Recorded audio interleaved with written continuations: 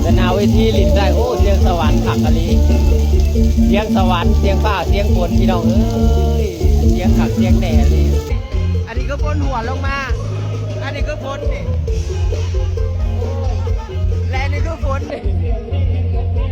ตอนนี้เปียกหมดแล้วนี่กบดิ